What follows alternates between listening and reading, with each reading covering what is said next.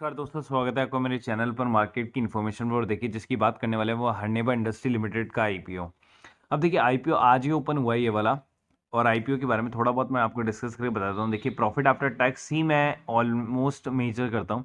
तो profit after tax देखिए इस ईयर में बढ़ गया है, अगले 2020 में भी बढ़ गया और 2021 में भी बढ़ गया, क्योंकि ये केवल 6 मंथ का है। अगर इसको डबल करेंगे आप तो ऑलमोस्ट 1200 करोड़ के आसपास आएगा। ठीक है, अब इसका ऑब्जेक्ट देखा जाता है कि क्यों आ रहा है ये। To me is a working capital, corporate purpose और पब्लिक इशू एक्सपेंसेस। ठीक है, अब देखते हैं हम कि कितना कितना शेयर का क्या प्राइस है। तो प्राइस बैंड ये रहा, 627 रुपये के आसपास 23 शेयर आपको मिलेंगे। बीएससी एनएससी दोनों पर जाएगा। और प्री थोड़ा सा इसका डिस्कस कर लेते हैं कि 23 फरवरी को ओपन होगा, परसों ये बंद हो जाएगा। 2 मार्च को जो है इसका अलॉटमेंट होगा, 3 तारीख को रिफंड आएगा। और जो लिस्टिंग होगी इसकी 5 तारीख को इसका लिस्टिंग हो जाएगा, 4 तारीख को आपके अकाउंट में आ जाएगा।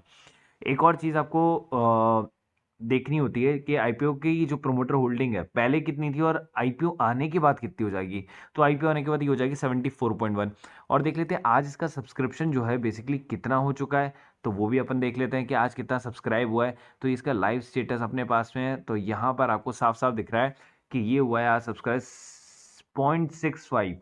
और रिटेलर्स ही इसके अंदर दिख रहे हैं, कोई इंटरेस्टेड इसके अंदर दिख नहीं रहा है।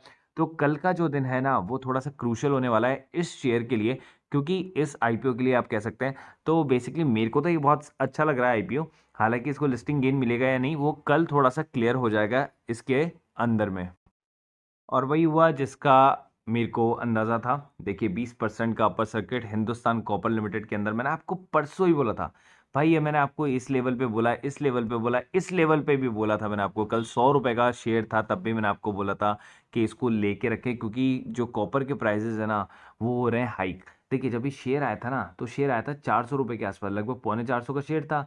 उसके बाद ये शेयर ने 600 का लेवल टच किया, उसके बाद शेयर नीचे आ गया है। ठीक है, अभी भी जो शेयर है वो आपको बहुत ही कम चीप प्राइस में मिल रहा है, जिसको आप ले नहीं पा रहे हो। मेरे को ये समझ में नहीं आ रहा आप क्यों नहीं खरीद रहे हो। जो हाईली रिकमेंडेड शेयर है, और मैं बार बार जिसके ऊपर मैं आपको वीडियो बनाता हूँ, जिसके बारे में बार बार मैं आपको फोर्स कर रहा हूँ कि आपको ये शेयर को देखना चाहिए। अगला शेयर चलिए ठीक है आपने वो नहीं लिया, अगला शेयर एक और भी तो शेयर था यहाँ पर, जिसके लिए मैंने आपको कहा था कि स्टील के भी प्राइस जो है वो हाइक हो रहे हैं। तो देखिए यहाँ पर भी आपको 7% का जो है काफ़ी अच्छा जंप देखने को मिला था।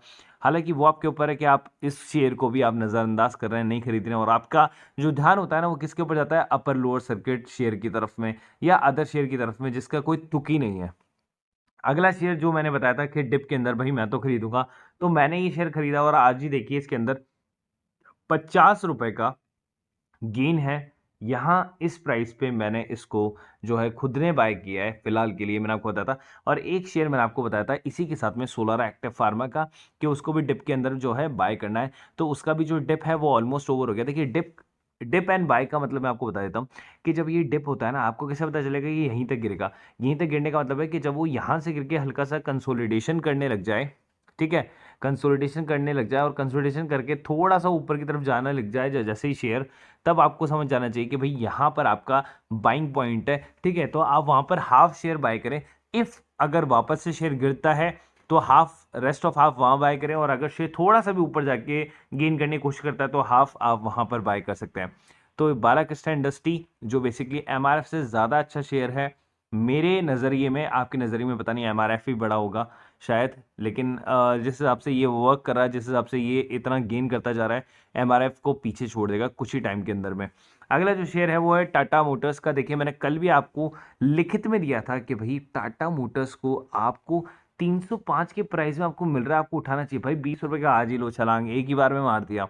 तो जो गैप अप होता है ना, जो इतने दिनों से टूटा था, वो तो उसने एक ही दिन में पूरा कर दिया। जबकि आज जो मार्केट अगर आप देखोगे तो 7 पॉइंट का केवल गेन है, 7 पॉइंट का कोई गेन नहीं है। क्योंकि जो शेयर अच्छे हैं ना उनको आप रोक ही नहीं सकते हो, उनको आप किसी कीमत पे रोक नहीं सकते हो। ये देखिए सारे शेयर मैं वो बता रहा हूँ जो बेसिकली जिन्होंने आज हाइक मारा है और जो मैंने आपको ऑलरेडी बताया।